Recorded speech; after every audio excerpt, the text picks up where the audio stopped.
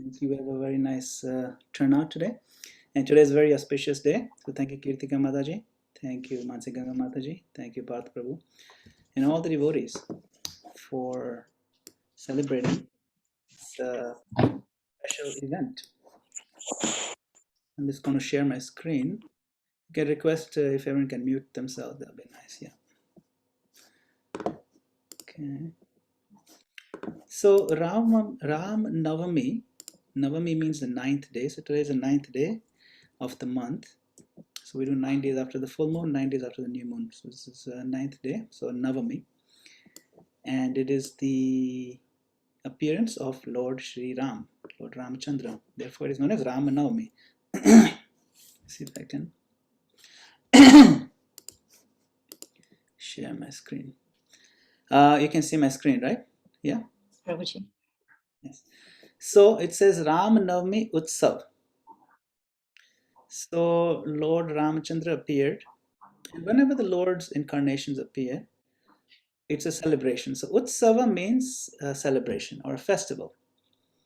Sav in Sanskrit means, very sad, very depressing situation. Utsav means anything that brings us above sadness. It makes us very joyful, very happy, very festive. Therefore, it is called Utsav. Something that removes us from darkness, Tama, is called Uttama. It raises us above darkness. So we have the word Uttama. And so Srila Prabhupada very kindly established this Krishna conscious movement all over the world. And in certain specific towns and cities especially, he is recommended that we also worship Lord Ram, especially in capital cities. Therefore, here in Washington, D.C., we have Lord Ram, and in Nairobi, we have Lord Ram, like that. And today is the 25th anniversary of Lord Ram's appearance in a Nairobi temple. The Ram Navmi, exactly 25 years ago. So it's a very special celebration as well for us. So, whenever the topic of Lord Ram would come up, Srila Prabhupada would very often quote this verse from Brahma Samhita. It starts with the name Ram within it. Ramadimurtishu kalani yamena tishtan nanavataram akarod bhuvaneshu kintu Krishna swayam samabhavat paramah pumanyo govindamadi purusham tamaham bhajami. The translation is that I worship Govinda, the primeval Lord, who manifested himself personally as Krishna, and the different avatars in the world in the form of Lord Rama, Narasimha, Vamana, etc., as his subjective portions. So you see, this is important. Ramadi Murtishu, Rama, etc. So these are all different expansions of the Lord. So in that sense, they're non-different from Lord Krishna. At the same time, Krishna is the original fountainhead of all these incarnations. So he is Krishna, but he's also not Krishna in one sense, right? Because as far as his activities go and the rasa that he shares with the devotees, it is different than the rasa of the other incarnations. It is different than, of course, Lord Krishna himself. But these are all worshipable because they're ultimately the same person. And whenever a devotee sees Lord Ram, he recognizes that same Krishna that we're worshipping is not different. Just an expansion of Lord Krishna. So on this day, it is nice to recall and remember the activities of this wonderful form of the Lord. So once upon a time, there was a king, his name was Dasharath, and he was having a hard time. Somehow, he didn't have any children, but he had three wives, Kaushalya, Kaikeyi, and Sumitra, and many years had gone by, but they had not had any children. And so he did a special yagya, and as part of this yagya, he got a blessing from the Yagya Purusha, who came out and said, "You please share this with your queens, and by the blessing of this Mahaprasad, you will have children." And in due course of time, then Mother Kaushalya gave birth to Lord Ram, and of course, they had a total of 4 children: Ram, Lakshman, Bharat, Shatrughna. And Dasharath was very, very happy. Most beautiful. And all four of them are expansions of the Lord directly. Vasudev, Shankarshan, Pradyumna, Niruddha. Of course, Lord Ram was very much loved by his mother, and he was very adorable. Even as a little child, as a Kshatriya, he always had a little bow. You can see his little bow there on the floor. He was playing with it. And that's what little kings and princes do. They play with bows and arrows. And of course, in the courtyard, as they grew up with their three mothers, their love knew no bounds. They had so much love for each other. And of course, they melted the hearts of all the citizens and, of course, their family members. Lord Ram would play with all kinds of creatures. And then as they grew up, they studied the various forms of archery and different kinds of fighting techniques. They learned the scriptures, the shastras. They studied every form of philosophy as is taught in the Gurukul. And then later on, Vishwamitra had come and said, let us, he'd asked Dashrath Maharaj, when these boys were just teenagers, I need your help. I need you to give me your two sons, Ram Lakshman. I need to accomplish certain things because these demons are harassing us. So then Dashrath hesitatingly gave the permission to go. And as part of this tour, then Lord Ram, he went around, he liberated this woman who was cursed as a Halya. And of course, he got rid of the demons that were harassing the sadhus. He took good care of Vishwamitra very nicely. And then as part of this, Vishwamitra took them to the kingdom of Janak Maharaj, whose daughter, Sita Devi, was having a swayamvar. So all the daughters of Janak Maharaj, they had a swayamvar. And the part of that swayamvar was that whoever can lift this bow of Lord Shiva, very, very heavy bow, whoever can lift that bow, will be able to win the hand of Sita Devi. Okay. Then, of course, Lord Ram, other kings had tried, they couldn't even budget. Part of this whole thing, even Ravan had come and had tried, he couldn't budget. Lord Ram, he just lifted it like it was nothing. And then he was supposed to string the bow. As he tried to string it, the tension on the bow became so tight that the bow broke and it made a thundering sound and it shook the universe. But of course, Janak Maharaj was very happy. At first he was thinking, maybe I shouldn't have had such a difficult, impossible task. Maybe my daughter will remain without husband, because nobody can even budge this thing. All these greatest kings in the world, they couldn't do it. So he was a little bit stressed out. But of course, seeing the beautiful, handsome Lord Ram accomplish this incredible task, his joy knew no bounds. And of course, Sita Devi, who is eternally the consort of Lord Ram, was very happy. And they had the Sita Swayamvar wedding. It was very beautifully done. Blessings of Janak Maharaj, all the sages, the kings, and of course even the demigod showering from flowers from above. It's quite a beautiful scene. In the grand procession, the entire party went back to Ayodhya. And in Ayodhya, of course, then they settled into their life as a prince. And he's a crown prince. And of course, she would be the next queen in line. And just as Janak Maharaj was about to announce that Lord Ram will be the king, sure enough, we have to have this very interesting twist in the story that is considered the pivotal point of the story of Ramayana, where we have Manthara.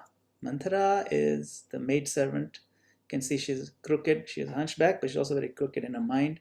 And she is a maidservant of Kaikeyi. And Kaikeyi, who was the mother of Bharat, she loved Ram even more than Bharat. And she felt he was her own son, but Manthara twisted the mind of Kaikeyi and said, look, Bharat will be thrown out when Lord Ram takes over, So she just made up a whole story and really got Kaikeyi very confused, very scared, full of fear. And then she told Kaikeyi, look, the best thing is you had the boon from the king. You had the boon from the king way back. You can ask for any wish. And so this is the time to claim those wishes. So you just say that my son Bharat should become the next king of Ayodhya. And Ram and his wife, they can go to the forest, for 14 years at least. Go to forest for a good amount of time so that, Bharat can establish himself very nicely as a king. like that. So, of course, Dashrath Maharaj was very shocked to hear when Kaikeyi approached him with these two boons. You see, she's showing her two fingers. Remember, you promised me two wishes. These are the two wishes. I'm not going to budge on them. And you come from a lineage where if you give your word, you'll never go back. So you cannot go back on your promise. Raghukula Rita Sada Chaliyai, Prana Jaya Par Vachana Na Jaya. It's a Raghukula, this Raghu dynasty that you come from. Once you give your word, you have to stick to it. Prana Jaya Par Vachana Na Jaya means you can lose your life, but you'll never lose the honor of your word. And so Dashrath Maharaj very, very, heavy-heartedly, said, okay, what can I do? So he gave the order, Ram, you go to the forest with Sita. Actually, he didn't say with Sita, he just said, you go to the forest, but Sita didn't want to stay here without him. She sounded like a shadow. And Lakshman also said, no, I have to also go with you, my lord, I have to serve you. And so Lakshman also got ready to go to the forest. Lord Ram went, took the blessing of mothers, and they left to go to the forest. Dashrath, he had a hard time even saying goodbye, and he was just shaking, and you can see his pearl necklace has fallen, and he didn't even know what to say. He was just completely heartbroken. But Lord Ram took his blessings and went. Okay. So next slide. So here you can see that the entire kingdom of Ayodhya had come to bid them farewell. And they were so saddened to see their beloved king leave. And they all started following Lord Ram, in fact. Lord Ram said, no, you can't follow me. You can't just empty out the kingdom. You must stay back and serve your king. Don't worry, I'm always in your heart and you're always in my hearts. So then Lord Ram started his journey to the forest. He was welcomed by the king of the tribals, Nishad Raj, very nicely. He was a very advanced, pure devotee. And he was also, when it came time to cross the river Sarayu, the boatman, the very sweet story of the boatman. The boatman said, yes, of course, I will take you across. So then when Lord Ram was about to step onto the boat, the boatman said, no, what are you doing? You cannot put your foot on my boat like that. So why not? I have heard your foot has some interesting properties. When you touch that, one time you touched a stone, and that stone turned into a woman, Ahalya. I don't know what will happen to my boat if you touch your lotus feet on that boat.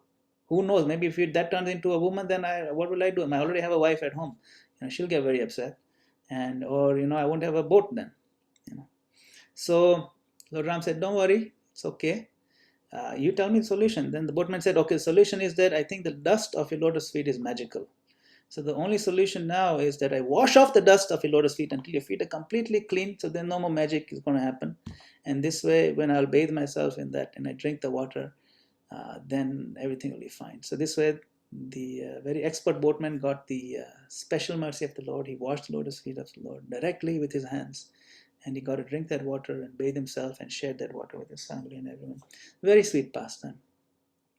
And then as he has crossed the boat, crossed to the other side, then Lord Ram wanted to give him a payment. He said, look, I don't have any money, but I can give you my ring.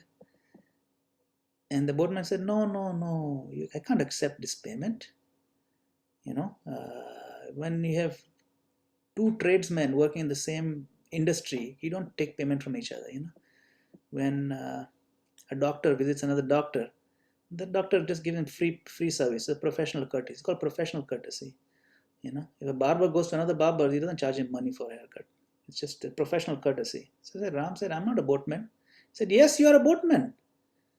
Because I am just a boatman for this small little body of water, and you are the boatman of this Bhavasagar. Anybody comes to your boat of your holy name, they can cross over this whole ocean, this huge body of water of Bhavasagar, this material existence. And so we are in the same industry, so I cannot take a payment. Anyway, there's a very sweet exchange with the boatman. And they crossed the river, and you can see how much lovingly the boatman is crossing.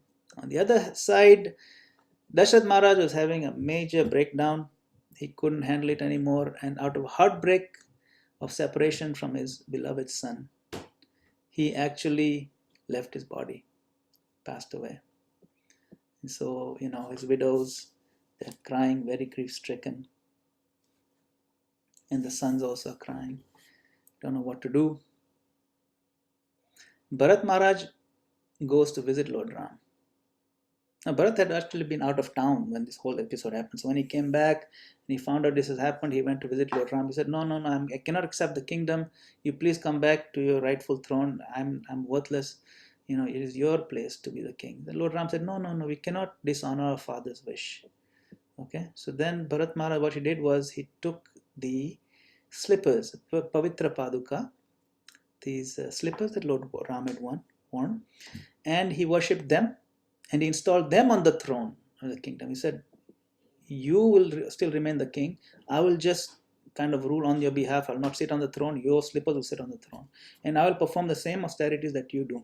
So throughout the whole time, Bharat Maharaj himself, he did not eat anything.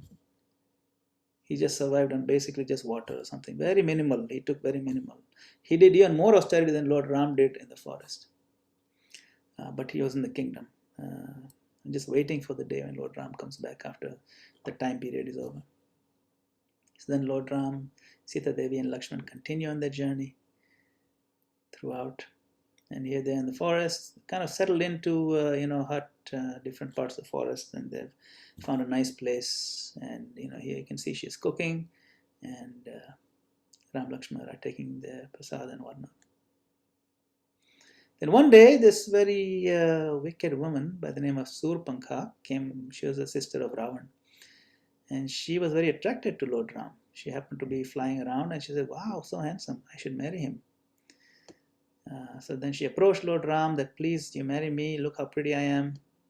And Ram said, no, I cannot, because you see, I'm already married and my wife is here, right here with me. So, it won't be nice to her if I got married another wife. Then Surpankha said, what do you mean? You're a Kshatriya, you can marry many wives. Dashrath Maharaj had 3 wives. But Ram said, no, I'm my mood is to have 1 wife only. So I'm just going to stick with 1. And plus, my wife is here with me. Lakshman over there, he's alone. Maybe you can check with him if he wants to get me. He's just as handsome as me and everything, So she got happy. Yeah, Lakshman is alone, fine. He's pretty good too, So she went to him. My dear Lakshman, you're so handsome. You please marry me. And Lakshman said, no, listen, I cannot marry you. Right now, my focus is to be the servant of Lord Ram. Now, if I marry you, then I have to serve you also. Then do you want to be a servant, married to a servant like me? I have to take care of you also. I can't split my time. I have to focus on Lord Ram. The entire 14 years during the Vanvas, Lakshman did not even sleep 1 wink. He stayed up all night guarding. He did not sleep once. That's how dedicated he was as a servant. Not 1 day. So he said, look, I cannot, my full focus, 100%, 24 hours a day, I focus on serving Lord Ram and Sita. So then she went back to Ram and said, look, your brother he doesn't care for me, it seems. So you must take me. And he said, no. So they went back and forth and she got really angry and she started attack. She said, main cause is Sita. If Sita wasn't here, then you would have married me. So let me kill her. So as she tried to attack Sita Devi, then Lakshman jumped in and he cut off Surpankha's nose.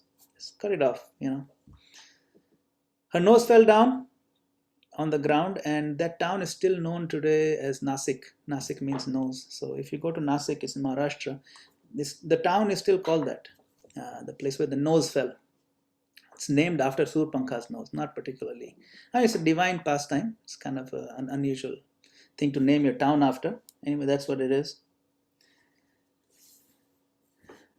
So now she went to her brother Ravan, and she described to Ravan that Sita is incredibly beautiful. No one is more beautiful than in the universe than Lord.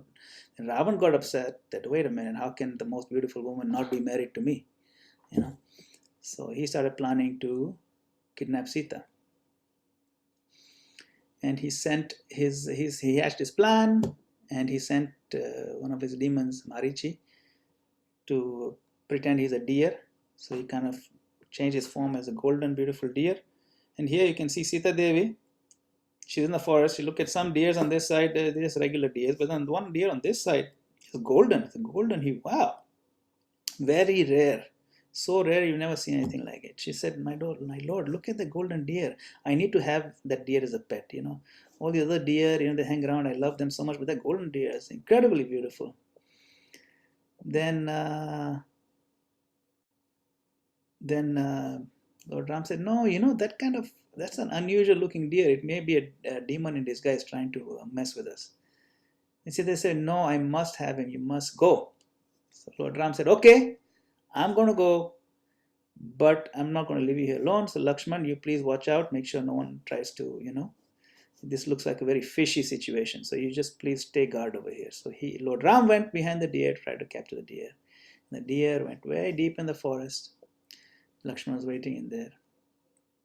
Then when Lord Ram got very, very far away, then he saw this actually a demon, and he shot at the deer, and the deer turned into a demon. And the demon Marichi, he had a special, talent of imitating other people's voices. So in the voice of Lord Ram, he threw his voice in that direction. He says, Lakshman, save me, Sita, I'm dying, something like that. Now he was very, very far away. So in the meantime, Lakshman and Sita, they heard this fake voice, and Sita Devi got really worried, and she told Lakshman, you must go and save Lord Ram. Apparently he's been hit or hurt. Lakshman said, look, no energy and no person in the whole universe can even put a scratch on Lord Ram. What are you talking about?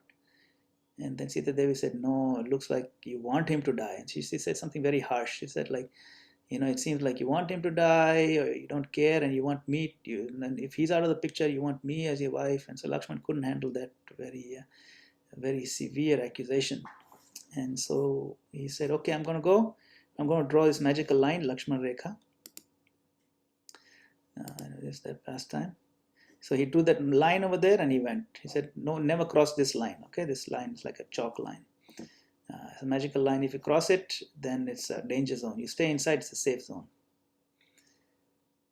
So then Lakshman went, and we all know the story that Ravan, dressed as a sadhu, he came and tried to kidnap her.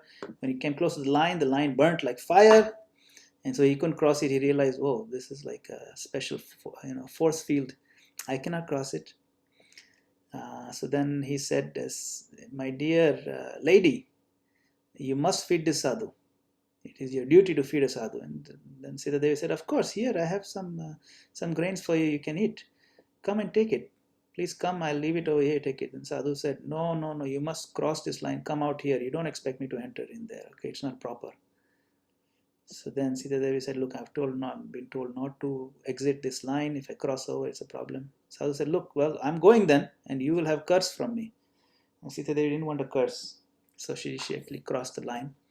And as soon as she crossed over, she now transitioned over the line, and she was in the non-safe zone. And then immediately Ravan showed his true colors, and he kidnapped her and flew away on his Viman.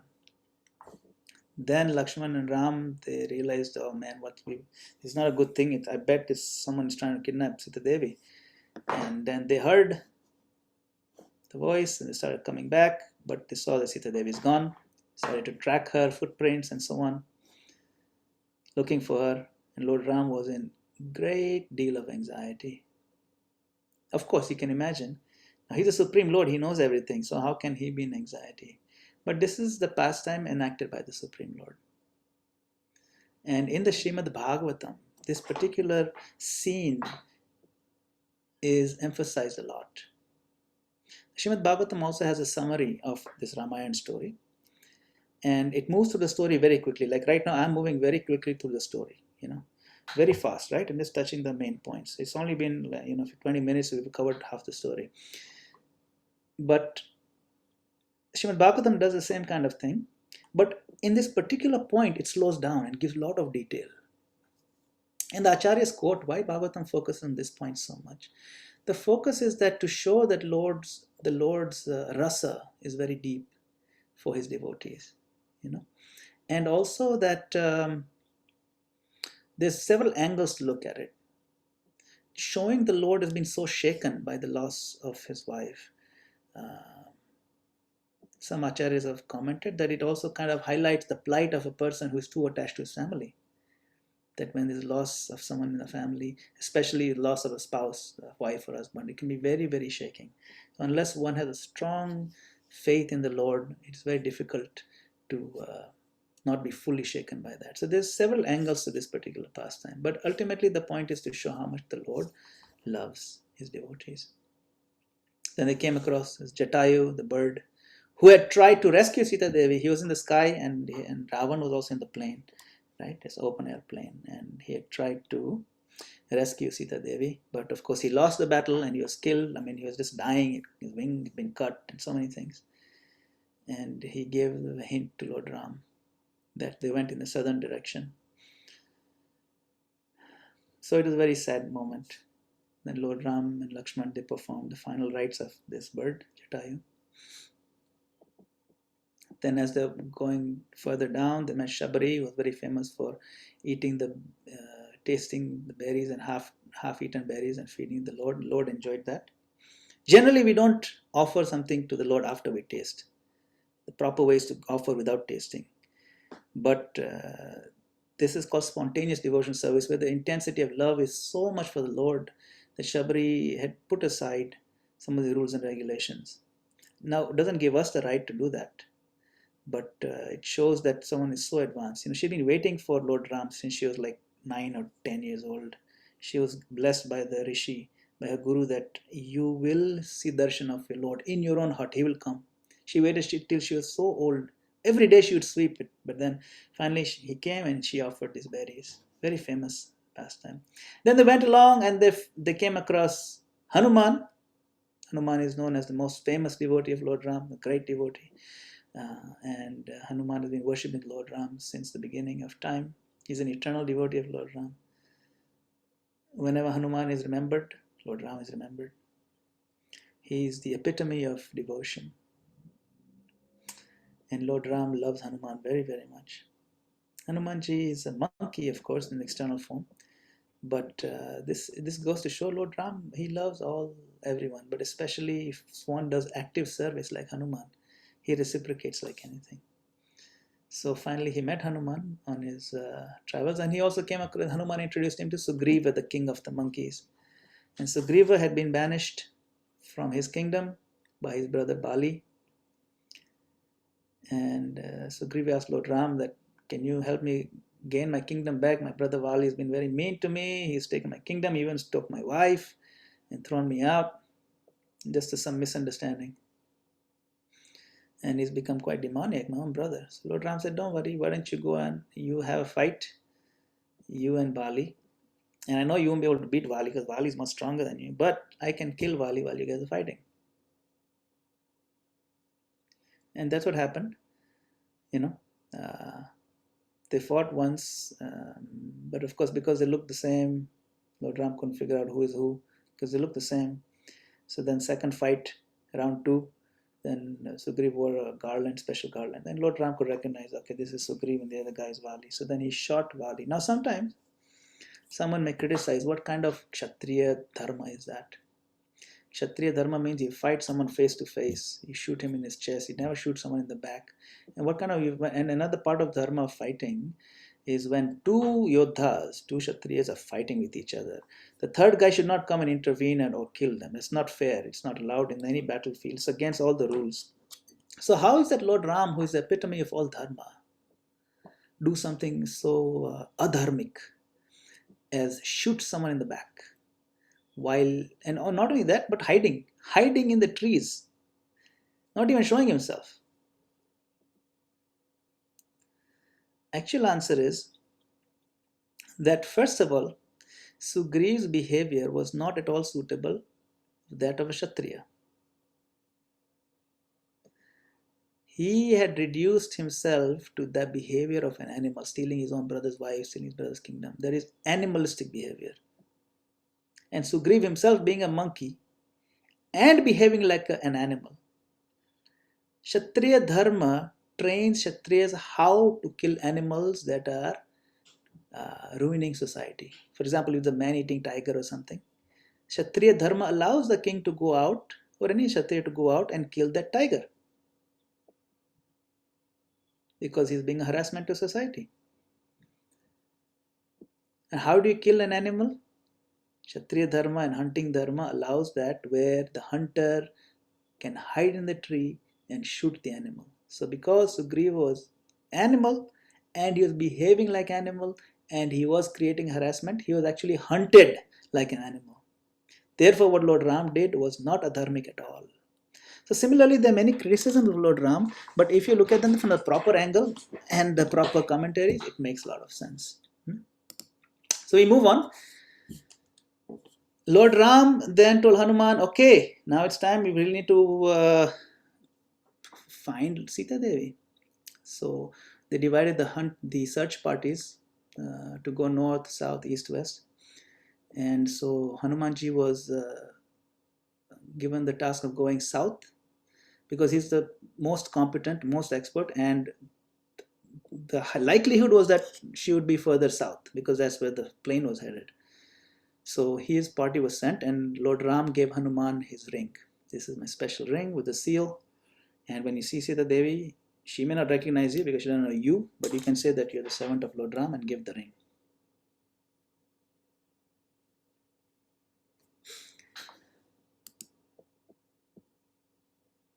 Okay, 1 second.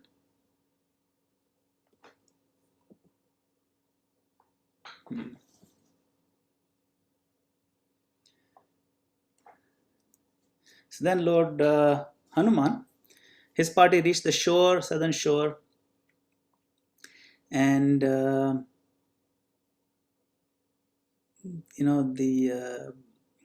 was a bird, Sampati, who was there. He was a very old vulture, and he could see that, look, I have a vision. I mean, I can see with my clear vision that Sita Devi is there in the island of Sri Lanka. She's been stolen by Ravan, and she's in that particular. I can see her there, and so you must go, Hanuman. So then they knew that Hanuman is the one who can jump across. So Hanumanji, initially he doubted his own strength, but then he was reminded by Jambavan that, look, actually even a little child, you did so many amazing things. You jumped all the way to the sun. You swallowed the sun. So this jumping is nothing for you. So then Hanumanji was remembered his strength, and he took one jump and he kind of flew right across the ocean. And he was on his way to Sri Lanka. In Sri Lanka, Ravan was trying to propose to Sita Devi that, Sita, you must get married to me. Okay, I'm giving you a deadline. If you don't say yes, then I'm going to have to kill you. Now, Ravan had been cursed, by the way, that he cannot forcibly take another woman, into his arms. The moment he did that, he would die immediately. So he's only allowed if the woman willingly accepts him. But Sita Devi was not accepting him. See? So he said, then I'll have to kill you. So he kept making threats and things like that. And then he would have his demonesses make these threats and scare Sita Devi into saying yes to Ravan, become his queen. But she kept saying no, of course. And the Hanumanji arrived, and at first, she's wondering, who is this monkey? This monkey was sitting in the tree singing the glories of Lord Ram. And she said, maybe this monkey is a demon, who's being trained by Ravan to mislead me. Maybe he's actually a demon, but he's just pretending to love Lord Ram. The Hanuman said, no, actually that's not true. Look here, Lord Ram has given me the ring. And so as a proof, he offered the ring. And then so she understood and accepted his story. Hanuman said, why don't you just jump on my back? I'll take you back, to Lord Ram. She said, no, Lord Ram is going to come and fight. It's not the proper thing for me to just jump on your back and come. So then Hanuman said, okay, fine. But as part of a parting gift to Ravan, he burnt down Lanka. Ravan captured Hanuman, but as a part of that whole exchange, Hanumanji had a fight with a lot of demons, killed so many of them, and Ravan lit his tail on fire, and Hanumanji used that as a lighter for the rest of the kingdom and just lit up the whole kingdom and burnt it down. Pretty much most of the kingdom except for the Ashoka Vatika and the house of Vibhishan, who we saw the symbols that, hey, this is a house of a devotee. Maybe I won't burn this one down. So he came back, and then Lord Ram said, okay, we're going to cross the ocean. So we'll cross the ocean with the army of bears and monkeys, and we'll fight Ravan. So then to cross the ocean, they put the name of Lord Ram on the rocks, and they made the rocks float, which is a very divine thing. They crossed the ocean and they had a fight. part of the fight, Lakshman was hurt by Ravan's son. Ravan's son is known as Meghnath, Indrajit, and he had shot a special poisonous arrow. Now, that poisonous arrow was so harsh that Lakshman was practically just hardly breathing. But the Vaidya, he said that, look, there's Sanjeevani Vati, this Sanjeevani herb that's found in the Himalayas, and that's the one herb that can counteract this poison. So then Hanuman said, sure, I'll just jump and get it. So he jumped, he went to the Himalayas, and he found the mountain, but he recognizes the mountain, but he couldn't recognize which is the herb. So he lifted the whole mountain and brought it back here. And of course, the herbologist, the Vaidya, he figured out, he got the medicine and revived Lakshman. The fight continued, and there you can see Ravan with his 10 heads, Dashanan, the monkeys are fighting, and then Lord Ram shot Ravan and killed him.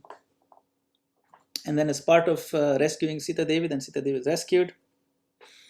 And when Sita Devi approached Lord Ram crossed his hands like this, and he said that, I don't know this lady. Who is this lady? Sita Devi said, I am your Sita. So Lord Ram said, no, I don't recognize you. And Sita said, I'll prove it. I'll sit on the fire and prove that I'm pure, I'm the Sita. So then Lakshman very hesitatingly built this fire, even though he didn't want to do it. Sita Devi ordered him, you must build this fire. So he built it, and she walked into the fire, and then she came out on the other side. Then Lord Ram accepted her. Now one may say, what nonsense is this? you know. But the backstory of that is that when Sita Devi crossed that Lakshman Rekha, right, the transition, and Ravan kidnapped her. Actual Sita Devi, that Lakshman Rekha was made of Agni, fire. And that Agni Dev actually took Sita Devi into his care. And what that other woman on the other side, who was also manifested in Sita Devi, is a Maya Sita, illusory Sita. Because actual Sita no one can touch. So who the Ravan had touched was actually a Maya version of the Sita, the Maya Sita. So he had taken her, and that whole pastime happened with her only. And then when she was rescued, then Maya Sita went back into Agni Dev, and Agni Dev gave back the actual Sita. And so that's what happened in this fire pastime. All right. So then Sitaram very happily returned. They were gifted this plane, the same plane that Ravan uses. It's a bonus thing that you get when you fight a war. You get cool things. So they took a flight back. Walking in a flight's the more convenient. So they took a flight back. It's quite a distance from Ceylon to Uttar Pradesh. And as part of that, like planes, when they land, they need those two rows of lights, especially they land in the dark. So then, Hanuman had gone ahead and said, hey, you got to put rows of lights, okay? So then it's going to land in dark, and these planes, they need some, So then they lit up, they got all the lights, the whole kingdom, and they put rows and rows of it so you can see from a distance. Therefore, we celebrate Diwali, the arrival of Lord Ram. This Diwali means the lights that you could see from the plane, So then the plane landed, a very beautiful scene, and the coronation of Lord Ram took place, and that was pretty much the end of the story. But we want to discuss a little bit more. I wanted to focus on this one point. Does anybody recognize this scene? This scene was before the war. Can anyone tell me what's going on over here?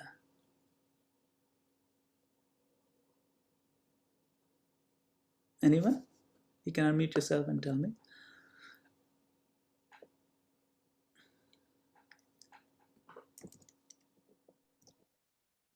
Is it Vibhishar? Yeah. Yes. So this is the scene. Correct. Very correct, Rajkishore Mataji. So here we see that there's Hanuman and the other monkeys and Ram and Lakshmana here. They are planning out how they're going to launch the attack. They're going to launch the attack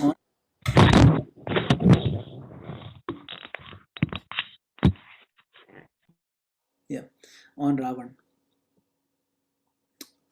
And while they were doing that, they saw these amazing looking demons. I mean, they're actually demons. flying. So obviously they're like demons, right? They're not ordinary humans, they're flying, right? Just like that. So they saw, and immediately Hanuman said, whoever those guys are, they're probably trying to attack us preemptively, so let us kill them right now. Then Lord Ram said, no, no, calm down, calm down. Let us see what they have to say. They don't have any weapons on them, first of all. And he's folding his hands, and he seems to be even wearing tilak like he's a devotee or something. So he said, let's give them a chance, at least to express themselves. So Vibhishan and some of his close associates, he landed, and they offered obeisances and surrendered to Lord Ram. He said, my dear Lord Ram, I know my brother is a demon. I am myself born in demonic family, but I am your servant, and please bless me. Please tell me how I can serve you. So now when Lord Ram was then Lord Ram looked at Hanuman and he said to Hanuman, now this particular quote is quoted by Lord Chaitanya Mahaprabhu in Chaitanya Charitamrita. And this quote is from Ramayana. So Mahaprabhu quotes this one line that was spoken by Lord Ram in this particular picture. It shows how important this one line is. Chaitanya Mahaprabhu quotes this line. He says, Sakrideva prapannoyas tavasmiti chayachate abhayam sarvada tasmai dadamye tadvratam mama. It's Lord Ram speaking, and the verse is given here, Yuddha Kand, 1833. It is my vow, it is my promise, that if one only once, Sakrideva, just once, seriously surrenders unto me, just one time, saying that, my dear Lord, from this day I am yours, and prays to me for courage, I shall immediately award courage to that person, fearlessness. Abhayam sarvada tasmai. Abhayam means fearlessness. Tadam yetad vratam mama. This is my vrata, my vow. He'll always remain safe from that time onwards. So you see, Vibhishan is offering himself, surrendering himself. And Lord Ram is giving the benediction of freedom from fear and protection. He'll remain safe. What does that mean? Does it mean Vibhishan will never die? Does it mean that those who are devotees will never die? No. It means that they'll be safe from fear. That is really the problem in this world, not death. Is if we are living in a consciousness of death every day, fear, bhaya, that is the problem. Lord Ram says, I'll remove the fear. See?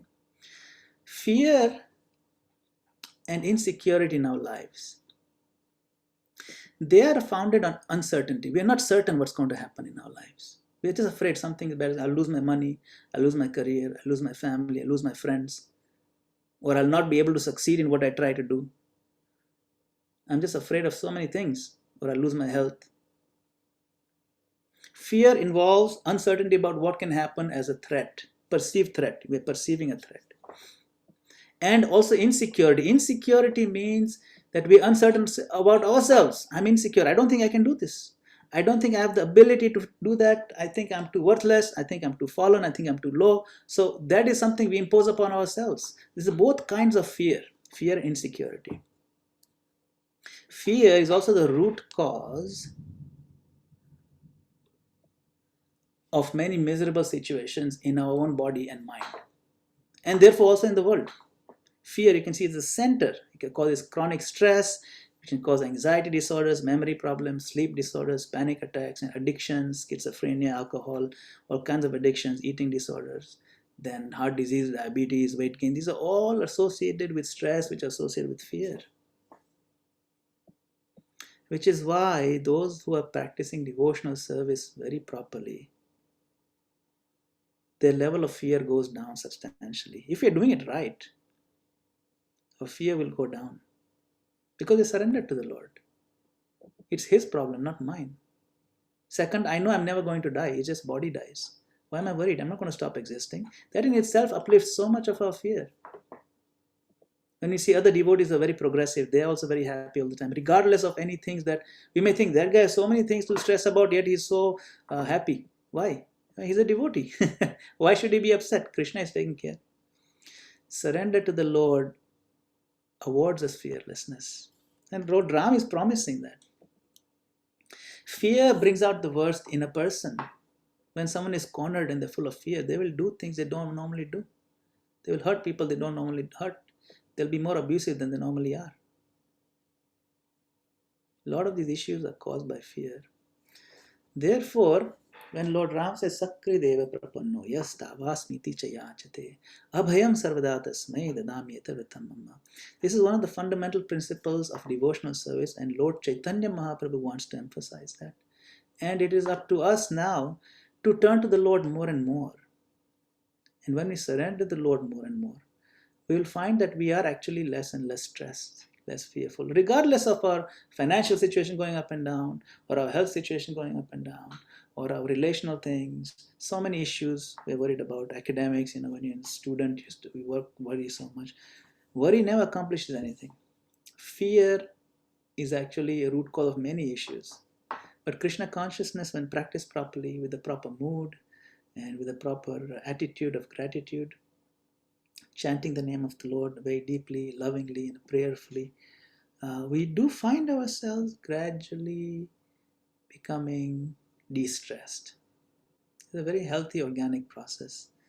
And therefore, on this day of Ramanavami, let us meditate on the sweet pastime of the Lord and on His promise that He's given us in the Ramayana, and re-emphasized by Lord Chaitanya Mahaprabhu and highlighted again by Srila Prabhupada, that this tradition of Krishna consciousness based in fearlessness, and the fearlessness stemming from the mercy of the Lord, this is what's going to save us, and it is very practical and it actually works.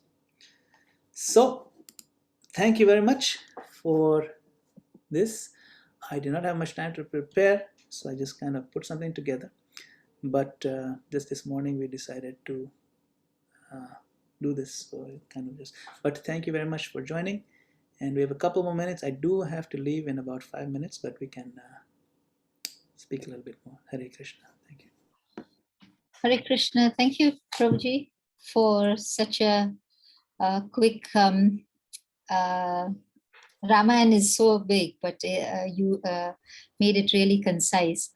I have a question, and Veena Mataji has a question. So let Veena Mataji go first, in case we run out of time. Veena Mataji, quickly ask your question, because Prabhuji just has 5 minutes. Yeah, thank you for the opportunity to ask.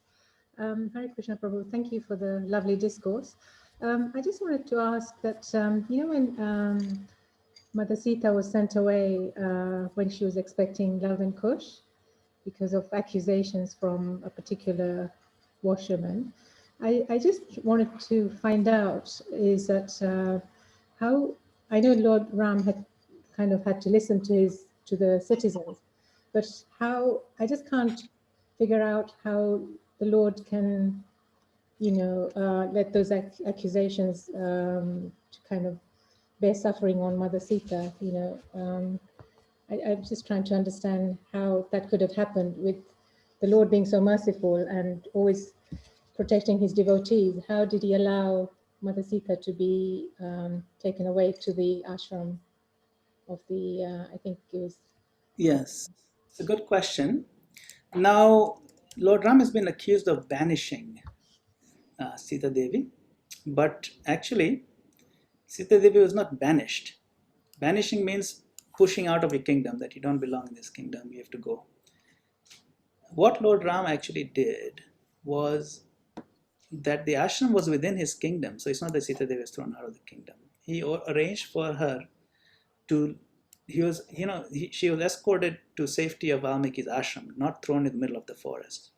So she was given the protection of someone who's a protector. And Lord Ram wanted, her to be to receive that mercy and spiritual environment. So she was protected, while at the same time, appeasing his his constituents, his citizens. So that was what that was. So now there's a lot more detail to that story, but right now, we really can't get into that. Maybe in our next time we can get into it. But there's a lot more background to that. But essentially, it's basically that she wasn't banished. It was a sort of a way of giving her, some time off, and also, I mean, the children were raised in an ashram, so it was a nice situation. It wasn't a harsh situation. Harsh situation was if she was alone in the forest. She was fully protected, and she was within the kingdom of the Lord. Yeah. Okay, thank you. Hare Krishna, Prabhuji. Let me ask my question till people are thinking about their questions. So my question is on fear, Prabhuji, especially in this day and age where we are struck with corona and everybody is in this state of constant anxiety and worry and fear. Would it be fair if a devotee said that, oh, I have surrendered and nothing will happen to me, and God is looking after me, and corona can't touch me? So, Prabhuji, how would you answer to that? What I would defer to is Srila Prabhupada. Right? Srila Prabhupada says, have you read this book called Perfect Questions, Perfect Answers? So in that book, let me see, Srila Prabhupada, he says, so long as you are in the material world, you cannot neglect physical laws. Suppose you go to a jungle and there is a tiger. It is known that it will attack you. So why should you voluntarily go and be attacked? It is not that a devotee should take physical risks so long as he has a physical body. It is not a challenge to physical laws. Oh, I have become a devotee, I challenge everything. That is foolishness. You see, so what Prabhupada is saying is that we should not be foolish when knowingly there is a disaster zone there, to knowingly walk into it to get attacked. If it is fairly reasonably safe, you have to apply common sense. Prabhupada said, please use your common sense, and if you don't have any, ask somebody who does. He wrote that in a letter. Please use common sense, and if you don't have any, just find someone who has common sense, talk to them. That's the idea. So this tiger analogy Prabhupada is given, that just because one has become devotee, Krishna will protect me. Yes, that is fine. There's a difference between bravery and bravado. You can look up those two words. Bravery means being bold while still applying intelligence and common sense. Bravado means making a show of boldness while doing something utterly foolish. You see?